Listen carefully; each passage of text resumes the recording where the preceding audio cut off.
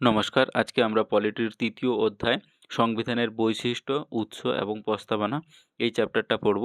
চলো প্রথম থেকেই শুরু করি। ভিডিওটি ভালো লাগলে অবশ্যই চ্যানেলটি সাবস্ক্রাইব করবেন। দেখো প্রথমে কি আছে, main features of the Indian constitution, ভারতের সংবিধানের প্রধান প্রধান বৈশিষ্ট্য। তাহলে ভারতের সংবিধান কি না বিশ্বের বৃহত্তম লিখিত সংবিধান। দেখো আমরা ব্রিটিশ থেকে বেশি কপি করেছি, কিন্তু ইংল্যান্ডের যে সংবিধান সেটা কিন্তু লিখিত সংবিধান নয়, আনরিটেন কনস্টিটিউশন। কিন্তু আমাদের সংবিধান হচ্ছে না বিশ্বের সবচেয়ে বড় রিটেন কনস্টিটিউশন, লিখিত সংবিধান।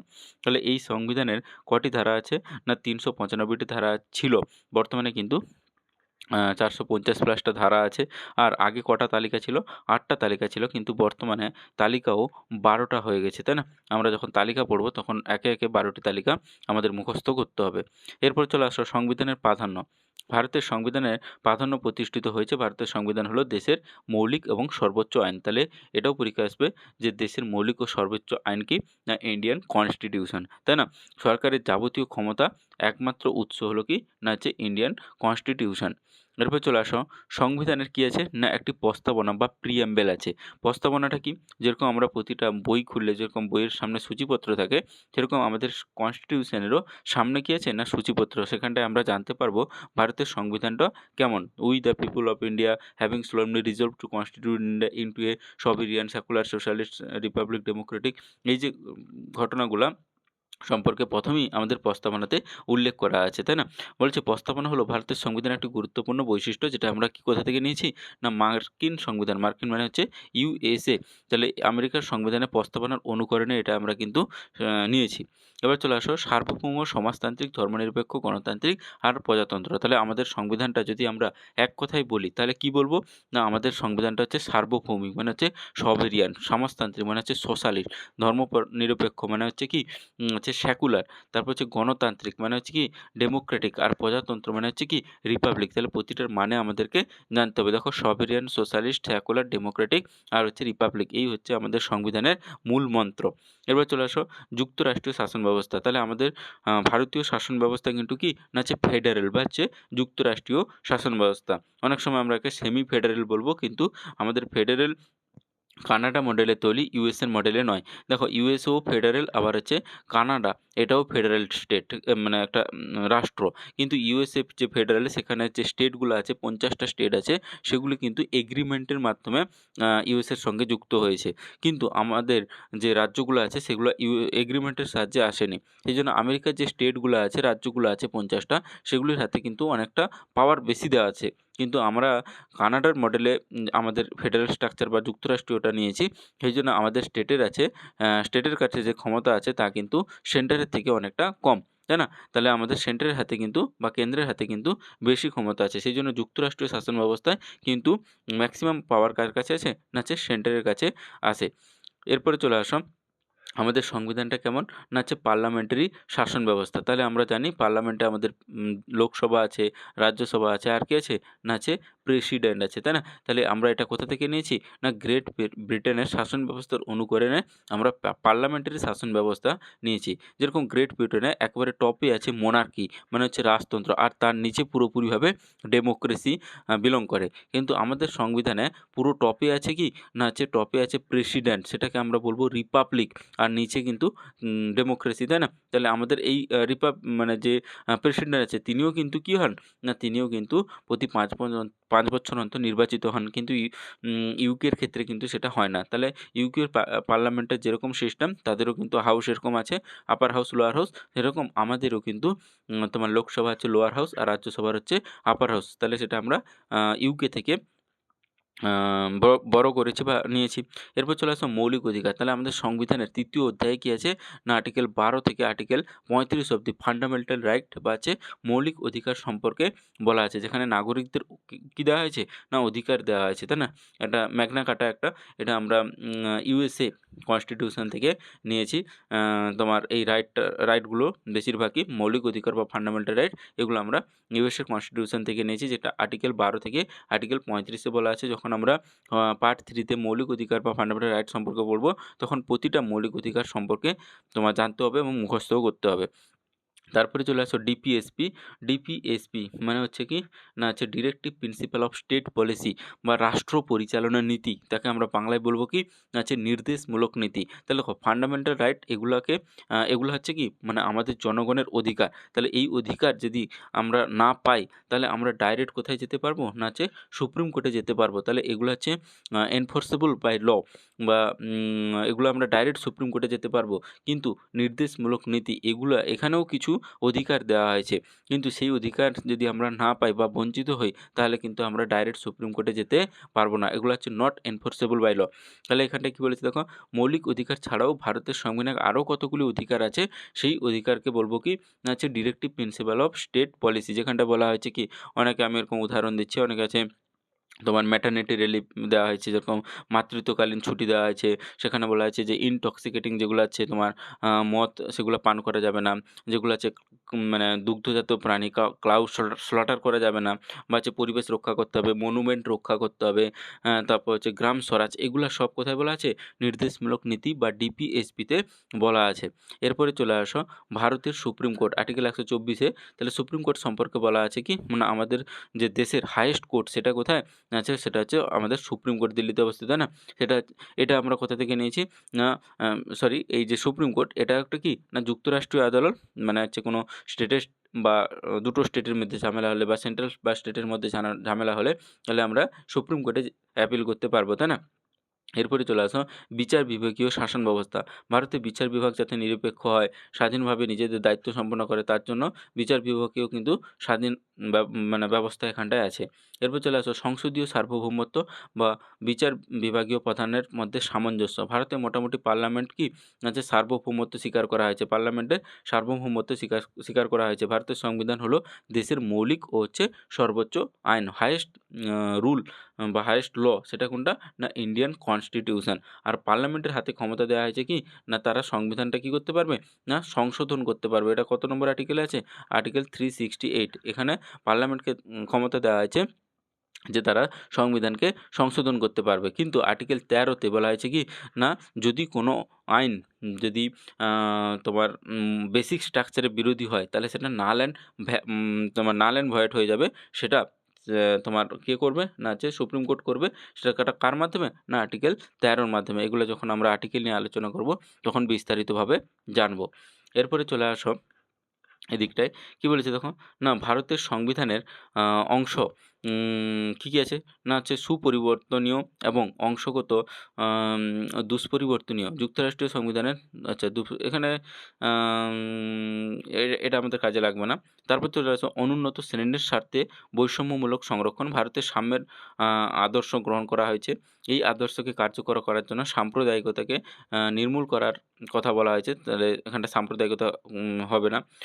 তবে ভারতের অনুন্নত শ্রেণীর স্বার্থে কী করা হয়েছে না তাদেরকে সংরক্ষণ সংবিধান থেকে দেওয়া হয়েছে। তখন আর্টিকেল 15, আর্টিকেল 16 এগুলো নিয়ে যখন আমরা আলোচনা করব সেখানটায় কী আছে অনুন্নত শ্রেণী মানে যেগুলা ব্যাকওয়ার্ড ক্লাস তাদেরকে কী করা হয়েছে না সেখানটায় কিছু সুযোগ সুবিধা দেওয়া হয়েছে। এরপরে চলে আসো এক নাগরিকত্ব। ইন্ডিয়ান যে কনস্টিটিউশন সেখানে আমরা জানি যে ইন্ডিয়ান কনস্টিটিউশন কাকে ফলো করে না সিঙ্গেল সিটিজেনশিপ বা হচ্ছে এক নাগরিকত্ব। ইউএসএ যেরকম ডুয়াল সিটিজেনশিপ, সেখানটায় দেশের একটা সিটিজেনশিপ আছে, রাজ্যের একটা সিটিজেনশিপ আছে, কিন্তু আমাদের পুরো দেশের একটাই সিটিজেনশিপ, সেটা হচ্ছে কি না হচ্ছে সিঙ্গেল সিটিজেনশিপ, ভারতের নাগরিকত্ব, তাই না? এখানে কিন্তু দ্বি নাগরিকত্ব স্বীকৃতি হয়নি ভারতে। এরপর চলে আসো মৌলিক কর্তব্য। তাহলে আমাদের জনগণকে বা আমাদের যে সিটিজেন আছে তাদেরকে কিন্তু মৌলিক কর্তব্য কিছু পালন করতে হবে। সেটা বলা আছে আর্টিকেল 51-এ। যখন আমরা মৌলিক কর্তব্য বা তোমার ফান্ডামেন্টাল ডিউটি নিয়ে আলোচনা করব সেখানে আমরা জানবো আগে 10টা মৌলিক কর্তব্য ছিল, বর্তমানে কটা আছে না হচ্ছে 11টা মৌলিক কর্তব্য আছে, যেটা পরীক্ষায় বারবার আসে যে কয়টি মৌলিক কর্তব্য আছে কে পর্যন্ত, তাই না?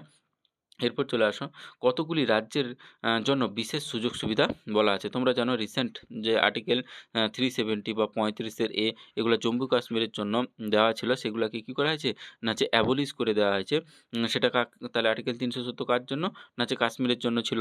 আর আর্টিকেল 371 কোন রাজ্যের জন্য আছে, আসাম, মণিপুর, সিকিম, নাগাল্যান্ড মানে নর্থ ইস্টের রাজ্যগুলোর জন্য আর্টিকেল 371 আছে, তাই না? তাহলে এগুলো একটু করে জানতে হবে। এরপরে চলে আসো সার্বজনীন প্রাপ্তবয়স্কের ভোটাধিকার। তাহলে আমাদের ভোটাধিকার তো আমরা সকলে জানি যে 18 বছর হলে আমাদের ভোট দানের অধিকার বা ক্ষমতা থাকে, তাই না? আমাদের লোকসভা ভোট হয়, রাজ্যসভা ভোট তো আমরা দিতে পারি না, ইন্ডিয়ার পরে ওটা। বিধানসভা ভোট আমরা দিতে পারি, লোকসভা ভোট দিতে পারি, পঞ্চায়েত ভোট দিতে পারি। তাহলে এই যে ভোট দেওয়ার অধিকার, সেটা আমাদের বলা আছে আর্টিকেল 320 326 এ 326 এ বলা আছে ভোট দানের ক্ষমতা বা ভোট দানের অধিকার, সেটা বলা আছে। এটা কিন্তু একটা ফান্ডামেন্টাল রাইট নয়, এটা একটা কি না হচ্ছে লিগ্যাল রাইট, তাই না? এরপর চলে আসো বিশ্ব শান্তি আদর্শ। ভারতের সংবিধানের সৌভ্রাতৃত্ব বা বিশ্ব শান্তির আদর্শ কথা ঘোষণা করা হয়েছে। এরপর চলে আসো ভাষা সম্পর্কিত ব্যবস্থা। সংবিধানের সপ্তদশ অধ্যায়ে 343 থেকে 351 ধারায় ভারতের ভাষা সংক্রান্ত সাংবিধানিক নির্দেশ উল্লেখ করা আছে। এরপর বলা আছে দেখো, দলাত্মক বিরোধী আইন বা হচ্ছে অ্যান্টি ডিফেকশন ল, সেটা 1985 সালে 52nd সংবিধান সংশোধনের মাধ্যমে দলাত্মক বিরোধী আইন তোমার ভারতের সংবিধানে গ্রহণ করা হয়েছে। যখন আমরা তোমার শিডিউল বা তালিকাগুলোতে পড়ব, তখন দলাত্মক বিরোধী আইন এটা একটা তালিকায়ও অন্তর্ভুক্ত করা আছে, সেই সম্পর্কে জানব। এরপরে চলে আসো আ এরপর দেখো, যেটা ভেরি ইম্পোর্টেন্ট এবং এখান থেকে পরীক্ষায় অনেক কোয়েশ্চেন আছে, সেই এটা দেখো হেডলাইনটা কি আছে দেখো, important source of Indian constitution. তাহলে আমরা জানি যে আমরা 60 থেকে 70টা দেশ থেকে আমাদের সংবিধানের বিভিন্ন অংশগুলা কি করেছি, বড় বা ধার করেছি। তাহলে কোন দেশ থেকে ইম্পোর্টেন্ট কোন জিনিসগুলো আমরা ধার করেছি, সেই সম্পর্কে জানতে হবে এবং এগুলা পরীক্ষায় বারবার পরীক্ষায় আসে। দেখো কি আছে, বলছে সংবিধানের বিভিন্ন অংশ কোন দেশের সংবিধান থেকে নেওয়া হয়েছে। দেখো আমেরিকা, প্রথমে আছে ইউএসএ বা আমেরিকা, সেখান থেকে কি নেওয়া হয়েছে না প্রিএমএল বা প্রস্তাবনা, লিখিত সংবিধান বা হচ্ছে রিটেন কনস্টিটিউশন, সেটা নেওয়া হয়েছে ইউএসএ বা আমেরিকা থেকে। উপরাষ্ট্রপতি, এই পদটা নেওয়া হয়েছে ভাইস প্রেসিডেন্ট। তারপর চলে আসো মৌলিক অধিকার বা ফান্ডামেন্টাল রাইট, পড়ানোর সময় বলেছিলাম, এটাও নেওয়া হয়েছে।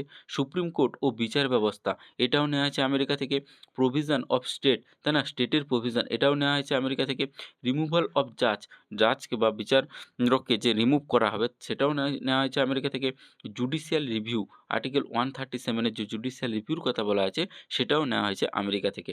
তাহলে এগুলা কিন্তু ভেরি ইম্পোর্টেন্ট, কোনটা বেশি মনে রাখতে হবে, প্রস্তাবনা, লিখিত সংবিধান, তারপর হচ্ছে তোমার রিমুভাল অফ জাজ, তারপর যেটা ভেরি ইম্পোর্টেন্ট সেটা হচ্ছে কি ফান্ডামেন্টাল রাইট। তাহলে এগুলা কিন্তু মনে রাখতে হবে, এগুলা কিন্তু পরীক্ষায় আসবে। এরপরে চলে আসো ব্রিটেন বা ইংল্যান্ড থেকে আমরা কোন অংশগুলা ধার করেছি। দেখো কি আছে, মন্ত্রী পরিষদ, তাই না? বা হচ্ছে তোমার যেটা আমরা জানি যে কাউন্সিল অফ মিনিস্টার, মন্ত্রী পরিষদ। তারপর চলে আসো সংসদীয় শাসন ব্যবস্থা। তারপরে যখন যে পোস্টটা আছে তখন প্রাইম মিনিস্টার বা হচ্ছে প্রধানমন্ত্রী।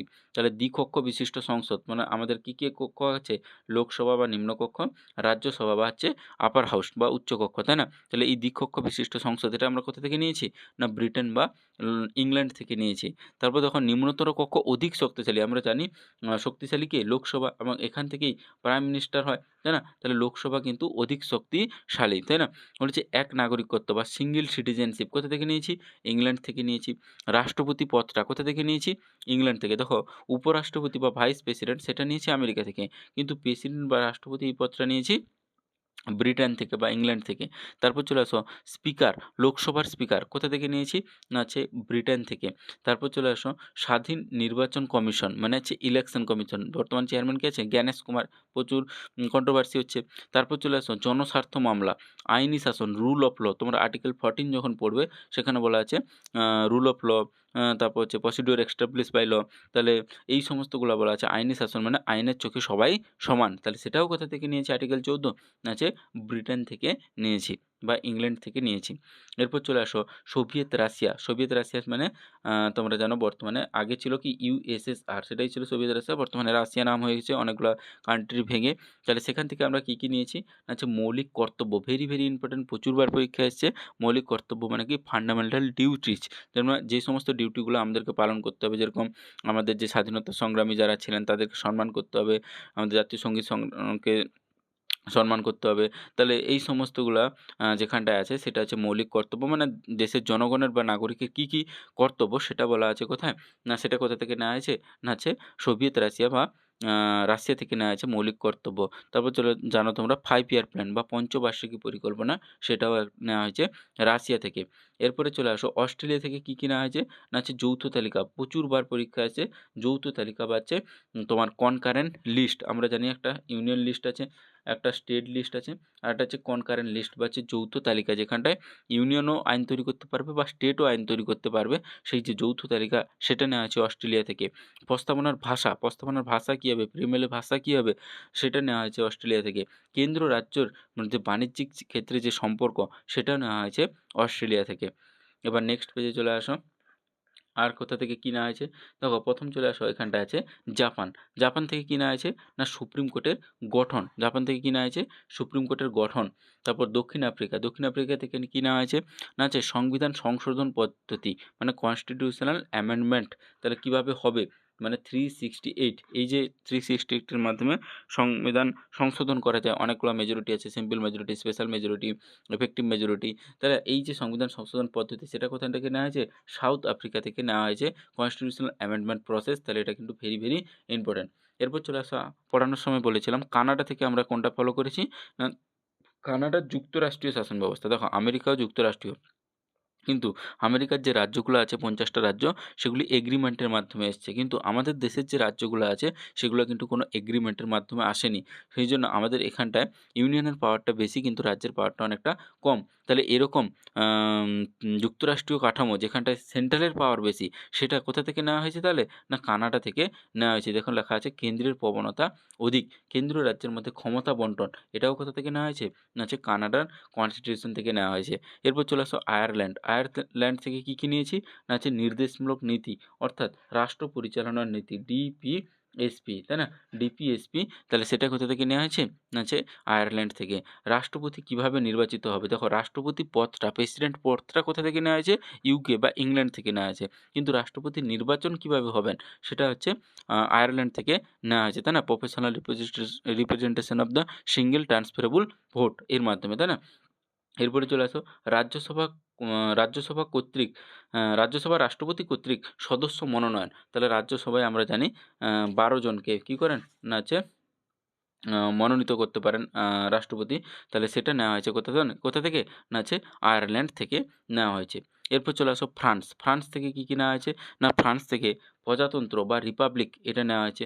সাম্য, মৈত্রী, স্বাধীনতা, এগুলো সব কোথা থেকে নেওয়া হয়েছে? না হচ্ছে ফ্রান্স থেকে নেওয়া হয়েছে। দেখো সাম্য, মৈত্রী, স্বাধীনতা, ইকুয়ালিটি, লিবার্টি, আর হচ্ছে তোমার ফ্র্যাটার্নিটি, এই 3টাই নেওয়া হয়েছে কোথা থেকে? না হচ্ছে ফ্রান্স থেকে নেওয়া হয়েছে। এরপর চলে আসো ভারতের সংবিধানের আধা যুক্তরাষ্ট্রীয় প্রকৃতির।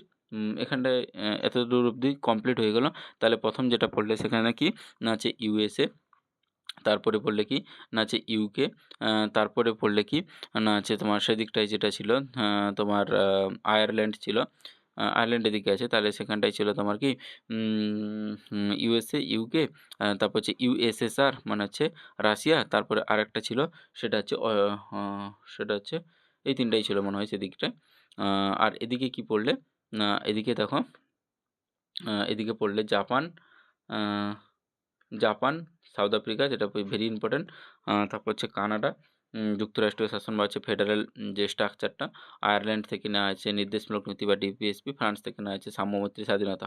তাহলে এতদূর অবধি ভালো করে পড়বে, কারণ আমরা কোন দেশ থেকে কী, কী সংবিধানের পার্ট বড় করেছি, সেটা কিন্তু ভেরি ভেরি ইম্পর্টেন্ট। প্রতিটা পরীক্ষায় কিন্তু এখান থেকে কোয়েশ্চেন আছে।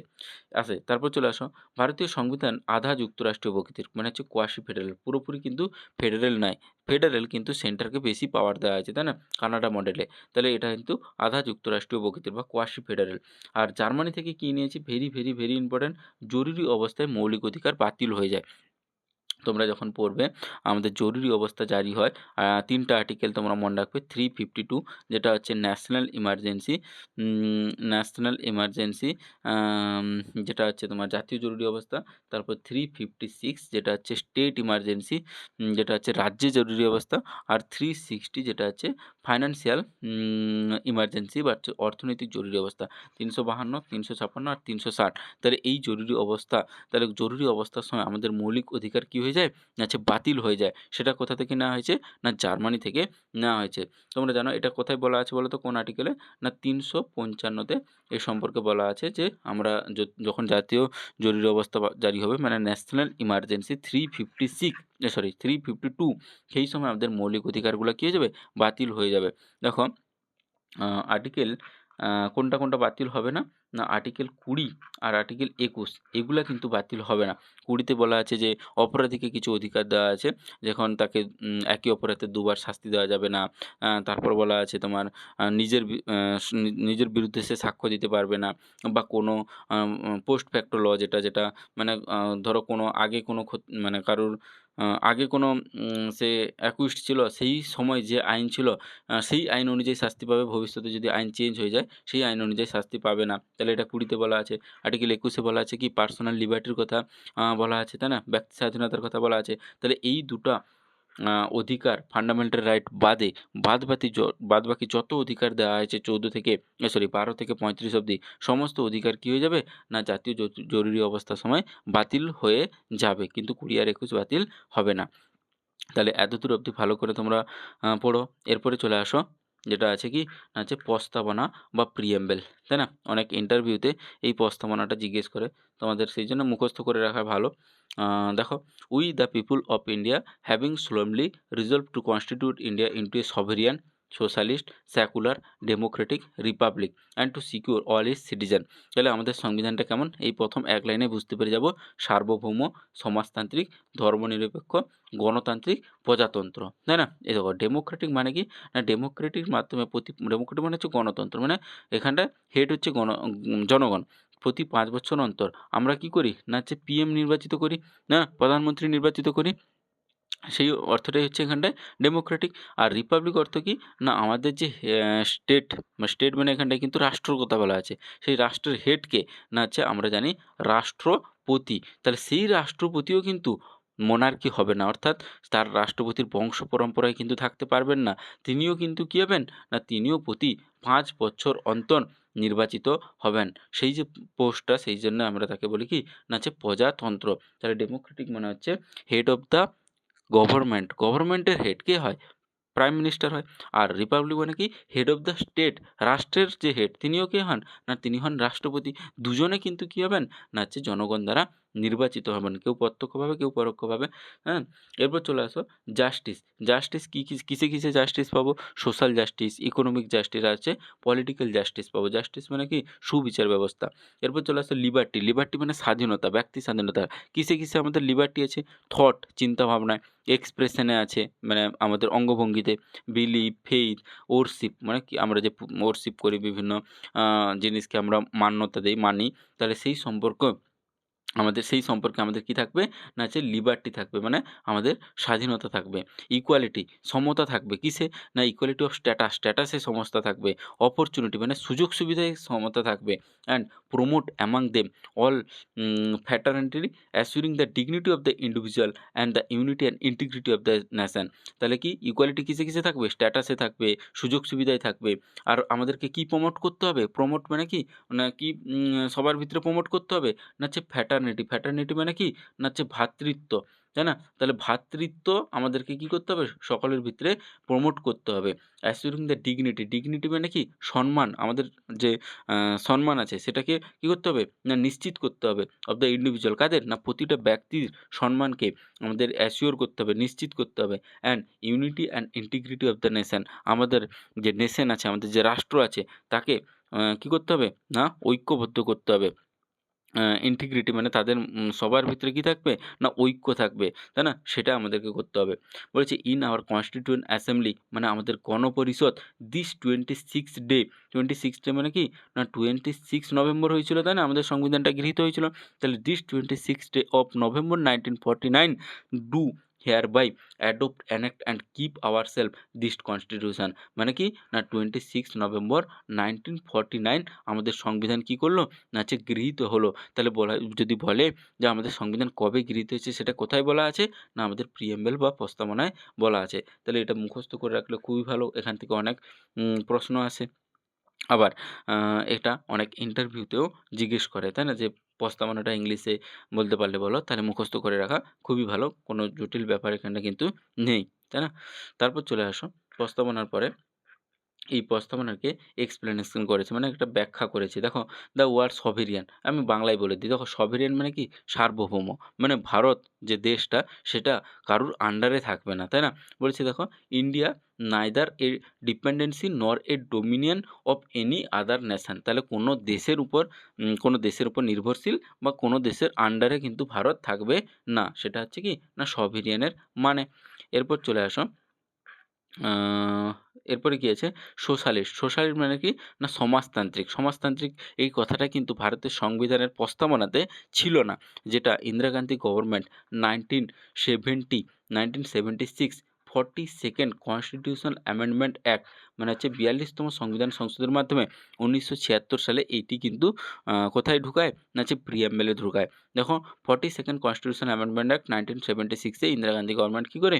এই সোশ্যালিস্ট কথাটি প্রিঅ্যাম্বলের মধ্যে ঢুকিয়ে দেয়। বলছি এর মানে কি? না social ownership of production and their utilisation. মানে সোশ্যালিস্ট কথা জানো, সমাজতান্ত্রিক, যেরকম রাশিয়া বা চায়না কিছুটা সোশ্যালিস্ট কান্ট্রি, মানে কি এখানে সরকারের হাতে, গভর্নমেন্টের হাতে বেশি পাওয়ার থাকবে অ্যাজ কম্পেয়ার টু প্রাইভেট, তাই না? তাহলে এখানটায় এটাই হচ্ছে সমাজতান্ত্রিক।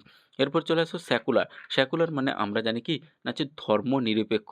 মানে আমাদের রাষ্ট্রের কোনো ধর্ম থাকবে না। দেখো, যে যার ধর্ম সে তার পালন করতে পারবে, কিন্তু দেশের কোনো ধর্ম থাকবে না। যেরকম আমরা অনেকের নাম শোনা, অনেক ইসলামিক কান্ট্রি আছে, তাই না? তাহলে সেটা কিন্তু দেশের ধর্মটা হচ্ছে ইসলাম, কিন্তু আমাদের দেশে কোনো ধর্ম থাকবে না। বলেছে দেখো, it does not mean that India which is non-religious or anti-religious but simply that the state has no religious। তাহলে আমাদের দেশের কোনো ধর্ম থাকবে না, কিন্তু যে যার ইন্ডিভিজুয়াল ব্যক্তি যে যার ধর্ম পালন করতে পারে, তাই না? সেটা হচ্ছে ধর্মনিরপেক্ষ বা সেকুলারের মানে। এই যে সেকুলার কথাটা, এটাও কিন্তু ছিল না আমাদের সংবিধানের প্রিএম্বলে।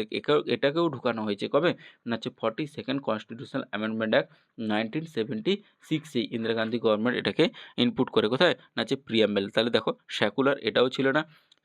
তারপরে হচ্ছে তোমার সোশ্যালিস্ট এটাও ছিল না। তাহলে সোশ্যালিস্ট আর সেকুলার এই দুটাকে ইনপুট করা হয় কোথায়? না যে প্রিঅ্যাম্বলের প্রস্তাবনা। আরেকটা তোমরা জানবে, দেখো ৩টা জিনিস। এই যে দেখো এখানটায় সেকুলার, সোশ্যালিস্ট আর এখানটায় দেখো ফ্র্যাটার্নিটি বা ভ্রাতৃত্ব। এই ৩টা জিনিসই 1976 42nd বা 42তম কনস্টিটিউশনাল অ্যামেন্ডমেন্ট অ্যাক্ট বা সংবিধান সংশোধনের মাধ্যমে আমাদের সংবিধানে বা আমাদের প্রস্তাবনাতে, সংবিধানের প্রস্তাবনাতে কী করা হয়? না ঢোকানো হয়। এরপর চলে আসো কী আছে দেখো, ডেমোক্রেটিক। ডেমোক্রেটিক কী বললাম? ডেমোক্রেটিক মানে হচ্ছে head of head of the government, head of the head of the গভর্নমেন্টকে আমরা জানি কি প্রাইম মিনিস্টার। তাহলে প্রাইম মিনিস্টার কী হবেন? প্রতি 5 বছর অন্তর নির্বাচিত হবেন, তাই না? লোকসভা থেকে আমরা লোকসভা ভোট দিই, প্রাইম মিনিস্টারকে প্রতি 5 বছর অন্তর নির্বাচিত করি, সেটাই বলা আছে। দেখো, ডেমোক্রেটিক মানে কি? Means the rulers elected by the people. তাহলে জনগণ দ্বারা তিনি কী হবেন? ইলেক্টেড হবেন। Have the authority to run government. তাহলে ইনি হবেন গভর্নমেন্টের হেড। ইউনিভার্সাল ফ্র্যাঞ্চাইজিস মানে হচ্ছে তোমার যে 18 বছর বয়সে আমরা ভোট দিই সেটা সম্পর্কে বলা আছে। পিরিয়ডিক ইলেকশন হবে প্রতি 5 বছর অন্তর। রুল অফ ল হবে, মানে আইনের শাসন থাকবে। ইন্ডিপেন্ডেন্স অফ জুডিশিয়ারি, যেখানটায় জুডিশিয়ারি বা বিচার ব্যবস্থা কী হবে? স্বাধীন থাকবেন। অ্যাবসেন্ট অফ দ্য ডিসক্রিমিনেশন, মানে ভেদভাব এখানে থাকবে না। On the creation of the ground are the manifestation of the Democratic character of the Indian polity. তাহলে ডেমোক্রেটিক মানে কি? না এই সমস্ত যে ফিচার্সগুলো আছে, তাহলে এই ফিচার্সগুলোকেই আমরা বলবো কি না ডেমোক্রেটির একটা পিলার। তাহলে দেখো কী বলেছে? ইউনিভার্সাল ফ্র্যাঞ্চাইজিস মানে প্রতি 5 বছর অন্তর, আমরা 18 বছর যাদের হয়ে গেছে তারা ভোট দিতে পারবে। পিরিয়ডিক ইলেকশন হবে। রুল অফ ল মানে আইনের শাসন, সবার জন্য আইন সমান হবে। ইন্ডিপেন্ডেন্ট অফ জুডিশিয়ারি হবে, মানে কি না বিচার ব্যবস্থা সেটা স্বাধীন থাকবে। অ্যাবসেন্ট অফ ডিসক্রিমিনেশন, ভেদভাব এখানে কোনো মানুষের মধ্যে, কোনো নারী পুরুষের মধ্যে, কোনো লিঙ্গভেদে, কোনো বর্ণভেদে, কোনো ধর্মভেদে ডিসক্রিমিনেশন বা ভেদভাব থাকবে না। তাকে আমরা বলবো কি না ডেমোক্রেটিক। আর ডেমোক্রেটিকের মানে কি হেড অফ দ্য গভর্নমেন্ট, সেটা প্রতি 5 বছর পিএম নির্বাচিত হবেন। এরপর চলে আসো রিপাবলিক। রিপাবলিক মানে কি? বললাম কি হেড অফ দ্য স্টেট, বা রাষ্ট্র। এখানে স্টেট মানে কি? রাষ্ট্র বা দেশ। তাহলে হেড অফ দ্য স্টেট কে হন? না হচ্ছে প্রেসিডেন্ট, তাই না? হেড অফ দ্য স্টেট কে হন? প্রেসিডেন্ট। তিনিও কী হন? না প্রতি 5 ইয়ার অন্তর ইলেক্টেড হন, যেটা আমরা নিজেরা ভোট দিতে পারি না, সেখানে proportional representation by single transferable ভোটের মাধ্যমে আমরা কি করি না সেটাকে না ইনডিরেক্ট ভোটের মাধ্যমে তিনি প্রেসিডেন্ট নির্বাচিত হন। দেখো বলছে indicates that India has an elected head. দেখো ইনি হচ্ছেন কিন্তু কার হেড না স্টেটের হেড, তাহলে ইন্ডিয়ার হেড। তাহলে ইন্ডিয়ার হেড কে? রাষ্ট্রের হেড কে? রাষ্ট্রপতি। তাহলে তিনিও কি হবেন না তিনিও নির্বাচিত হবেন। দেখো কল্ড দ্য প্রেসিডেন্ট, তাহলে আমাদের হেড অফ দ্য স্টেট কে না হচ্ছে president. He is indirectly elected, তাহলে আমরা কিন্তু ভোট দেই না। কারা ভোট দেন না যারা ইলেক্টেড এমপি, এবং এমপি মানে মেম্বার অফ পার্লামেন্ট, এবং elected MLA member of legislative assembly, এরা থাকে বিধানসভায়, এরা থাকে কোথায় না হচ্ছে লোকসভা রাজ্যসভায়, তাই না? তাহলে এরা এরা এরা কি করবেন না এরা প্রেফারেন্সের মাধ্যমে ভোট দিয়ে রাষ্ট্রপতিকে নির্বাচিত করবেন, তাই না?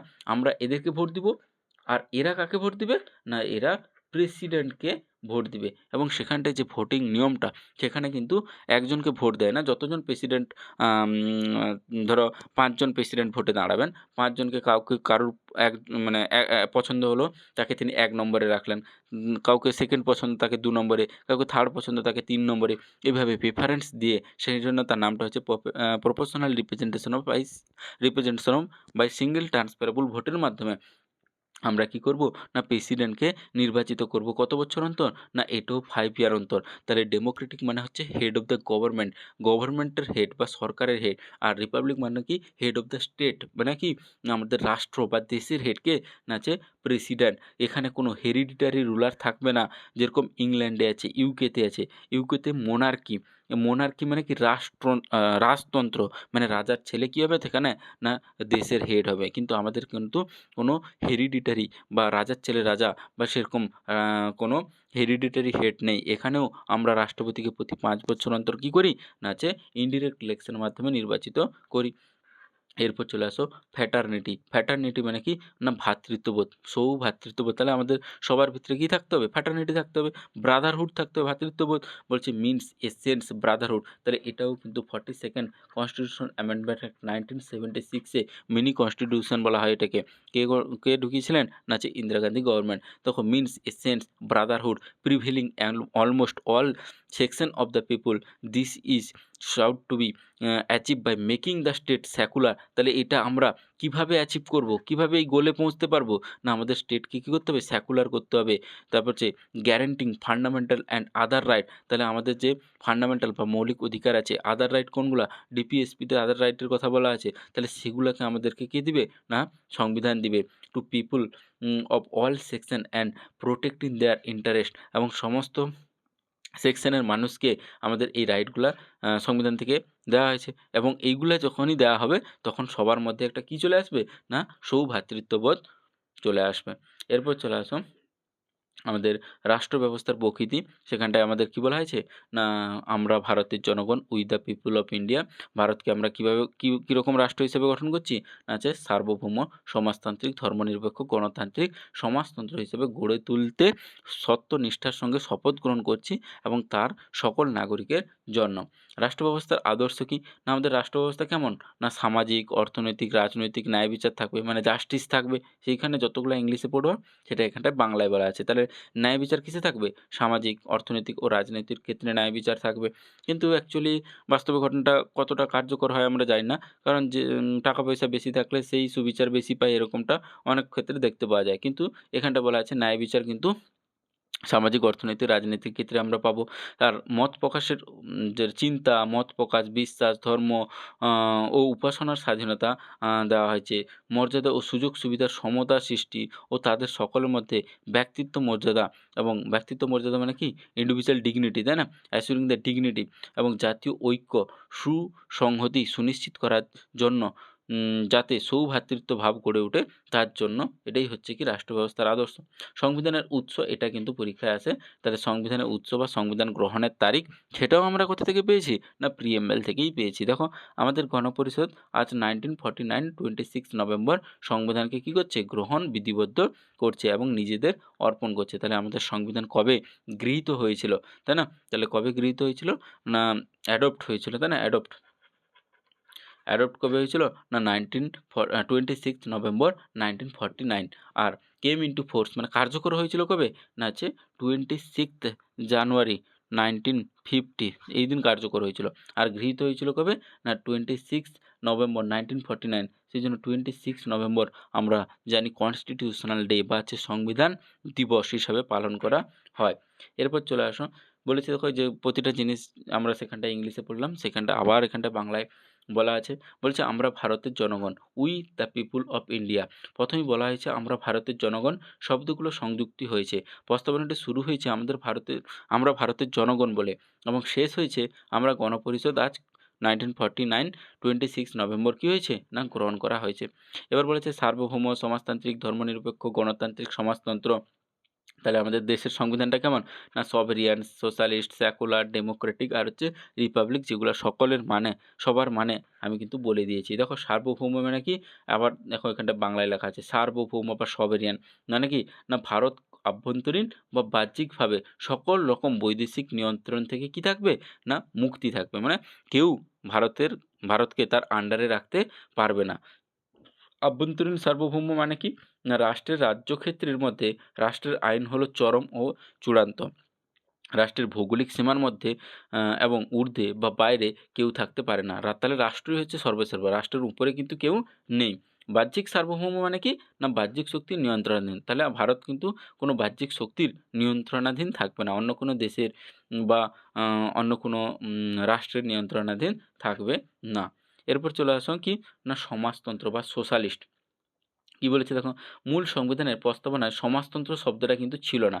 1976 সালে বলে দিয়েছি তিনটা জিনিস, একটা সোশ্যালিস্ট, একটা সেকুলার, একটা ফ্র্যাটার্নিটি। এই তিনটাই কিন্তু ভারতের সংবিধানে কি করা হয়েছে না প্রিয়াম্বেলে 1976 42nd কনস্টিটিউশনাল অ্যামেন্ডমেন্ট অ্যাক্টের মাধ্যমে যুক্ত করা হয়েছে। দেখো সমাজতান্ত্রিক 42nd অ্যামেন্ডমেন্টের মাধ্যমে যুক্ত করা হয়েছে। সমাজতন্ত্র মানে কি বলেছিলাম না হচ্ছে তোমার সরকারের দায়িত্ব থাকবে সমস্ত কিছুতে, প্রাইভেট এতটা থাকবে না। সমস্ত কিছু কার? না পাবলিকের উপর থাকবে, মানে সরকারের উপর দায়িত্ব থাকবে, তাই না?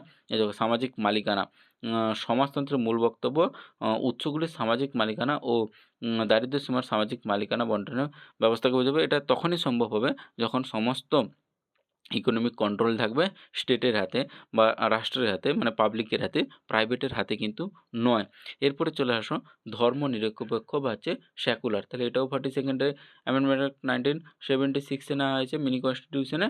তাহলে আমাদের দেশের কোনো বা রাষ্ট্রের কোনো ধর্ম নেই, কিন্তু ইন্ডিভিজুয়াল যে যার ধর্ম পালন করার অধিকার আছে, কিন্তু আমাদের দেশের কোনো ধর্ম নেই। মানে আমাদের কিন্তু পজিটিভ সেকুলারিজম, তাই না? আচ্ছা তারপরে চলে আসো গণতন্ত্র। গণতন্ত্র তো বলে দিয়েছি আগে, মানে হচ্ছে হেড অফ দ্য কি না হচ্ছে গভর্নমেন্ট, তাই না? প্রতি 5 বছর অন্তর আমরা সরকার নির্বাচিত করতে পারবো।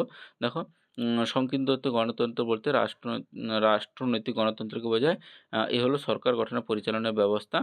ভারতের রাষ্ট্রীয় গণতন্ত্র পরিচালনা ব্যবস্থা 326, এই যে 326-এ আমি বলেছিলাম কি না হচ্ছে আমরা 18 বছর হলে কি দিতে পারবো না হচ্ছে ভোট দিতে পারবো, তাই না? ইউনিভার্সাল অ্যাডাল্ট ফ্র্যাঞ্চাইজিস 18 বছরের মধ্যে আমরা ভোট দিতে পারবো। সেটা গণতন্ত্রেরই একটা পার্ট, স্বাধীন ভোট দিতে পারবো প্রতি 5 বছর অন্তর। তাহলে সেই জন্য এটা হচ্ছে ডেমোক্রেটিক। তারপর চলে আসছে রিপাবলিক, মানে হচ্ছে হেড অফ দ্য স্টেট বা হচ্ছে আমাদের দেশের যিনি হেড তিনি হচ্ছেন কে না তিনি হচ্ছেন রাষ্ট্রপতি। দেখো এখানটায় লেখা আছে সাধারণতন্ত্র শব্দটি পাওয়া যাচ্ছে সাধারণতন্ত্র গণতন্ত্র, এই যে সাধারণভাবে গণতন্ত্র ও সাধারণতন্ত্র সমার্থক বলে প্রতিপন্ন হয়, কিন্তু উভয় ক্ষেত্রে গুরুত্বপূর্ণ পার্থক্য বর্তমান। গণতন্ত্রের মতো সাধারণতন্ত্র জনপ্রতিনিধি দ্বারা পরিচালিত সরকার, কিন্তু সাধারণতন্ত্রের রাষ্ট্রপ্রধানের পদ নির্বাচনমূলক, এখানে বংশানুক্রম। তাহলে ডেমোক্রেটিক ডেমোক্রেটিকে যিনি হেড হবেন তিনি সবসময় কী হবেন? নির্বাচিত হবেন, ইলেক্টেড হবেন। কী হবেন? না ইলেক্টেড বা নির্বাচিত হবেন। ডেমোক্রেটিকের হেড সবসময় কী হবেন? নির্বাচিত। ডেমোক্রেটিকের হেডকে না হচ্ছে পিএম বা প্রাইম মিনিস্টার, তিনি কিন্তু ইলেক্টেড হবেন। আর রিপাবলিক রিপাবলিক রিপাবলিক মানে এখানটায় রিপাবলিকে অনেক সময় মোনার্কি মানে কি না হচ্ছে রাজতন্ত্র মানে এর ছেলে, রাজার ছেলে আবার কি হবে? না হেড হবে। তাহলে রিপাবলিকে কিন্তু সবসময় কিন্তু কি হতে পারে না? না ইলেক্টেড হতে পারে না। আমাদের ক্ষেত্রে রিপাবলিকে ইলেক্টেড হয় প্রতি 5 বছর অন্তর রাষ্ট্রপতি, কিন্তু যেখানটায় ইউকেতে বা ইংল্যান্ডে বা বিভিন্ন অন্যান্য দেশেও কী হয় না, যেখানটায় রাজা আছে, রাজার ছেলে পরবর্তীকালে আবার রাষ্ট্রের হেড হয়, যেটা ইংল্যান্ডে দেখতে পাওয়া যায়। যেখানে এখানটায় কিছু সেই সম্পর্কে বলা আছে দেখো, সাধারণতন্ত্রে জনপ্রতিনিধি দ্বারা পরিচালিত সরকার থাকে, কিন্তু কিন্তু সাধারণতন্ত্রে রাষ্ট্রপ্রধানের পদ হলো নির্বাচনমূলক। এখানে বংশানুক্রমিক বা উত্তরাধিকারমূলক কোনো রাজপথ থাকে না। রাষ্ট্রপ্রধান মানে রিপাবলিকে কোনো মোনার্কি থাকে না, তাই না? এখানটায়ও কী হবে না, প্রতি ৫ বছর অন্তর ভোটের মাধ্যমে আমরা প্রেসিডেন্টকে ইলেক্টেড করব। দেখো, সাধারণতন্ত্র গণের সর্বোচ্চ রাজনৈতিক ক্ষমতা স্বীকার করা হয়। ভারতের রাষ্ট্রপ্রধান হলেন কে? রাষ্ট্রপতি। তিনি ৫ বছর অন্তর কী হন না, ইনডিরেক্ট ইলেকশনের মাধ্যমে কী হন নির্বাচিত হন। এরপর চলে আসো ভ্রাতৃত্ববোধ, এটাও কিন্তু ছিল না। দেখো, 42nd অ্যামেন্ডমেন্ট অ্যাক্টের মাধ্যমে 1976 আমরা কিন্তু এটাকে সংবিধানে বিধিবদ্ধ করেছি বা প্রিঅ্যাম্বলে ঢুকিয়েছি। তাহলে এটাও ভ্রাতৃত্ববোধ তো বলে দিলাম, একই জিনিস। এবার চলে আসো কিছুটা শর্ট কোশ্চেন টাইপের কোশ্চেন, এগুলো পরীক্ষায় আসে। দেখো, প্রস্তাবনার রচয়িতা কে ছিলেন? না হচ্ছে জওহরলাল নেহরু। দেখো, অবজেক্টিভ রেজলিউশন একটা তিনি নিয়ে এসেছিলেন, সেটাই পরবর্তীকালে প্রস্তাবনা হয়ে যায়। আচ্ছা, নেওয়া হয়েছে কোথা থেকে প্রস্তাবনাটা? না যে আমেরিকার সংবিধান থেকে। আর প্রস্তাবনার ভাষাটা কি, মানে কোন দেশ থেকে নেওয়া হয়েছে? না হচ্ছে অস্ট্রেলিয়ার সংবিধান থেকে। ল্যাঙ্গুয়েজ অফ দ্য প্রিঅ্যাম্বল কোথা থেকে নেওয়া আছে? না হচ্ছে অস্ট্রেলিয়া থেকে। আচ্ছা, প্রস্তাবনাকে পলিটিক্যাল হরোস্কোপ কে বলেছেন? না হচ্ছে কে এফ মুন্সি। এই যে সভরিয়ান, সোশ্যালিস্ট, সেকুলার, ডেমোক্রেটিক, রিপাবলিক, তাহলে এই প্রস্তাবনাকে পলিটিক্যাল যে হরোস্কোপ বলেছেন তিনি হচ্ছেন কে এম মুন্সি। আচ্ছা, এটা তারপরটা very very important, identity card of the constitution কে বলেছেন? না হচ্ছে এন এ পালকিওয়ালা, তিনি বলেছেন আইডেন্টিটি কার্ড। তারপরটাও very important, key of the constitution মানে আমাদের সংবিধানের চাবি। তাহলে প্রথম তো আমাদের এটাই পড়ছে, তাই না? সংবিধানের প্রস্তাবনা এটা বলেছে কে? না Ernest Barker. Soul of the constitution, এটাও ভেরি ভেরি ইম্পর্ট্যান্ট। সোল মানে আত্মা, আমাদের সংবিধানের আত্মা বলা হয়েছে কাকে? প্রস্তাবনাকে। তিনি কে? না তিনি হচ্ছেন ঠাকুরদাস বারভোপ। তাহলে তিনি বলেছেন কি? না সংবিধান হচ্ছে, এই প্রস্তাবনা হচ্ছে সংবিধানের আত্মা। প্রস্তাবনায় বলা হয়েছে ভারত একটি সার্বভৌম সমাজতান্ত্রিক ধর্মনিরপেক্ষ গণতান্ত্রিক সমাজতন্ত্র, মানে হচ্ছে সভেরিয়ান, সোশ্যালিস্ট, সেকুলার, ডেমোক্রেটিক অ্যান্ড কি না হচ্ছে রিপাবলিক। এখানটায় দেখো সমাজতান্ত্রিক আর ধর্মনিরপেক্ষ, আর এখানটায় বলা নেই ফ্র্যাটার্নিটি। এই ৩টা 1976 সালে 42nd কনস্টিটিউশন অ্যামেন্ডমেন্ট অ্যাক্টের মাধ্যমে কী করা হয় না যোগ করা হয়। এখানটায় আবার ডেফিনেশন দেওয়া আছে যে সার্বভৌম মানে কি? দেশের অভ্যন্তরীণ বা বাহ্যিকভাবে কারোর আন্ডারে থাকবে না। সমাজতন্ত্র মানে কি? বৃদ্ধি ও উন্নয়নের সমাজের সর্বস্তরে যাতে সুষমভাবে বণ্টিত হয়। তো কখনই সম্ভব হবে সমাজতান্ত্রিক? যখন সরকার বা গভর্নমেন্টের হাতে সমস্ত ইকোনমিক পাওয়ারটা থাকবে। ধর্মনিরপেক্ষ মানে সেকুলার, রাষ্ট্রের কোনো ধর্ম থাকবে না, রাষ্ট্রের কোনো ধর্ম পৃষ্ঠপোষকতা থাকবে না, ধর্মের ভিত্তিতে রাষ্ট্র কোনো সুযোগ নাগরিককে কোনো প্রকার সুযোগ সুবিধা থেকে বঞ্চিত করবে না। 1973 সালে কেশবানন্দ ভারতী বনাম কেরল রাজ্যের মামলা। আচ্ছা, এখানটায় বলা হয়েছে যে প্রস্তাবনাকে কি অ্যামেন্ড করা যাবে? তাহলে এই কেসটা তখন হয়েছিল, একটা case very very important case, 11 জাজেসের যে একটা কেস হয়েছিল 1973 সালে, কেশবানন্দ ভারতী কেস। সেখানটায় দেখা আছে, পরের পেজে চলে আসো। দেখো, বলছে সুপ্রিম কোর্ট মন্তব্য করেন যে প্রস্তাবনার মূল কাঠামো পরিবর্তন করা যাবে না। প্রস্তাবনা কি? আছে একটা বেসিক থিওরি বা বেসিক্স ফিচার, তাই না? তাহলে প্রথমে বলা হয়েছিল কি কেশবানন্দ ভারতী কেসে, যে প্রস্তাবনাকে যে ভাষা আছে সেটাকে চেঞ্জ করা যাবে না। কত সালে? না 1973, 1973 কি কেস? না হচ্ছে কেশবানন্দ ভারতী কেস। সেখানটায় বলা হলো কি না প্রস্তাবনাকে চেঞ্জ করা যাবে না। তার ৩ বছর পরে 1976 ইন্দিরা গান্ধী কী করলেন? না প্রস্তাবনায় ৩টা জিনিস ঢুকালেন। কত অ্যামেন্ডমেন্ট অ্যাক্টের মাধ্যমে? না 42nd। এত অ্যামেন্ডমেন্ট হয়েছিল সেই জন্য এটাকে বলা 42nd অ্যামেন্ডমেন্ট অ্যাক্টকে বলা হচ্ছে মিনি কনস্টিটিউশন, তাই না? মিনি কনস্টিটিউশন, তাই না? তাহলে সেখানটায় তিনি প্রস্তাবনায় ৩টা জিনিস ঢুকালেন। কি, কি? না হচ্ছে সোশ্যালিস্ট, সেকুলার, ফ্র্যাটার্নিটি। সোশ্যালিস্ট মানে সমাজতান্ত্রিক, সেকুলার মানে কি ধর্মনিরপেক্ষ, আর ফ্র্যাটার্নিটি মানে কি না ভ্রাতৃত্ববোধ। এই 3টা জিনিস তিনি ঢুকালেন কোথায়? না প্রস্তাবনায়। প্রস্তাবনা সংবিধানের একটি অংশ, কিন্তু আইনের দ্বারা বলবৎযোগ্য নয়। দেখো, নট এনফোর্সেবল বাই ল, মানে প্রস্তাবনার যে সমস্ত অধিকারগুলা বলা আছে সেগুলি যদি আমরা না পাই, তাহলে সেগুলি নিয়ে আমরা ডাইরেক্ট সুপ্রিম কোর্টে যেতে পারবো না। তাহলে প্রস্তাবনা কিন্তু আইনের দ্বারা বলবৎযোগ্য নয়। The preamble at the constitution is a part of the constitution, but it is not enforceable by court that is not judicial or non justiciable. মানে এটা নিয়ে আমরা সুপ্রিম কোর্টে এখানে যে অধিকারগুলো বলা আছে, যেমন জাস্টিস, সোশ্যাল, ইকোনমিক্যাল, তারপর হচ্ছে তোমার expression of thought, thought, believe, faith, তারপর হচ্ছে সরি এক্সপ্রেশন বলছি, liberty of thought, believe, faith, expression. তাহলে এগুলো নিয়ে যদি আমরা কোনো অধিকার থেকে বঞ্চিত হই, তাহলে ডাইরেক্ট আমরা কিন্তু সুপ্রিম কোর্টে যেতে পারবো না। এরপর চলে আসো গণতান্ত্রিক। জনগণের দ্বারা নির্বাচিত প্রতিনিধির হাতে শাসন ব্যবস্থা থাকবে। সাধারণতন্ত্র বা রিপাবলিক। দেশের প্রধান জনগণ দ্বারা নির্বাচিত হবেন। রাষ্ট্রপ্রধান যিনি হচ্ছেন রাষ্ট্রপতি, তিনি কিন্তু উত্তরাধিকারিক নয়, তিনিও কিন্তু প্রতি 5 বছর অন্তর কী হবেন? নির্বাচিত হবেন। ইন্টিগ্রিটি, ফ্র্যাটার্নিটি, সোশ্যালিজম নেওয়া হয়েছে কোথা থেকে? না হচ্ছে ফ্রান্স থেকে নেওয়া হয়েছে। অ্যাকচুয়ালি সোশ্যালিজম রাশিয়া থেকে নেওয়া হয়েছে। ইন্টিগ্রিটি আর হচ্ছে ফ্র্যাটার্নিটি, এগুলা লিবার্টি, এখানে লিবার্টি বা ব্যক্তি স্বাধীনতা, এগুলি সব কোথা থেকে নেওয়া হয়েছে? না ফ্রান্সের সংবিধান থেকে নেওয়া হয়েছে। আর সোশ্যালিজমটা কিন্তু রাশিয়া থেকে নেওয়া হয়েছে, তাই না? আচ্ছা, এখানটায় কিছু কোয়েশ্চেন আছে যেগুলি আমি বাংলায় ট্রান্সলেট করে রেখেছি যাতে সবারই সুবিধা হয়। তো সেখান থেকে পরে নেক্সট যে ভিডিওটা নিয়ে আসবো সেখানটায় করাবো, ঠিক আছে?